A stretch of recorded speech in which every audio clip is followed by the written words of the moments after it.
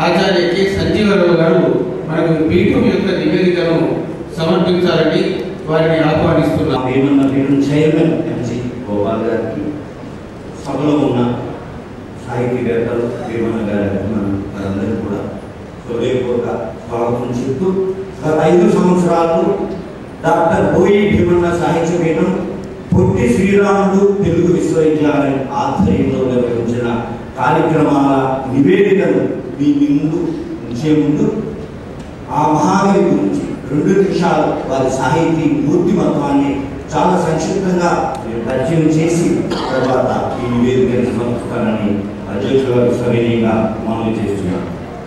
ఏ గుణమంచునను వివరింపుల కూడిన గుండి ప్రశ్నలను వ్యాకుల పెట్టబోకుడని వ్యర్థము లోకపు మంచి చెడ్డలను దూపియు ముందకుంద నీకు దూరమును నడి వచ్చినాడ ఈ ఆకృతికి నేడు కలుగు హృదయాకృతి చూసి సమాధించరే అని బోయి భీమన్న గారు తన వ్యక్తిత్వాన్ని, సాహితీ వ్యక్తిత్వాన్ని మూర్తిమత్వం చేసినటువంటి కవితలో ఆయన చెప్పుకున్నారు. తొలినాళ్ళలో అట్టడుగు సామాజిక వర్గంలో పుట్టినటువంటి భీమన్న గారు ఎన్నో అవమానాలను, వివక్షలను ఎదుర్కొన్న వాటన్నిటినీ తన స్వయం కృషితో, తన స్వయం వ్యక్తిత్వంతో, తన స్వయం ప్రకాశత్వంతో ఆయన అన్నిటినీ ఎదిరించి ఆంధ్రలోకం ఆయన్ని సమాదరించింది. అందుకు 100 పైగా చేరుకున్న ఆయన రచనలు, అందుకున్న సన్మానాలు, సత్కారాలు, బిరుదులు తార్కాణం.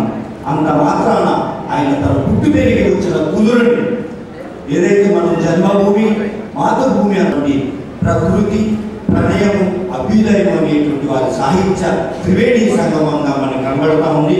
మరీ ముఖ్యంగా బాలికలు, పులిరాజు వంటి నాటకాలు ఆంధ్రదేశంలో అంతకు ముందు ఎన్నడూ లేనటువంటి ఒక గొప్ప ప్రయోగశీలత్వాన్ని సాధించే ఒక్క బాలేరు నాటకమే 1 లక్ష ప్రదర్శనలతో 1940 ప్రాంతం నుండి 25,000 ప్రతులతో అమ్ముడుపోయి ఆంధ్రదేశంలో ఎంతో కీలకమైనటువంటి సామాజిక పరిణామాలకి దారితీసిందనేటువంటి మన విషయం మనందరికీ తెలుసు.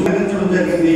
ఆ రచనలు పాలేరు మంచి అభినివేశం ఉన్నటువంటి ఒక బృహత్ రచనగా గణుమల జ్ఞానేశ్వర సంపాదకము దాన్ని కూడా సూచించే కార్యక్రమం ఉంది. బోయి భీమన్న సాహిత్య అయింది.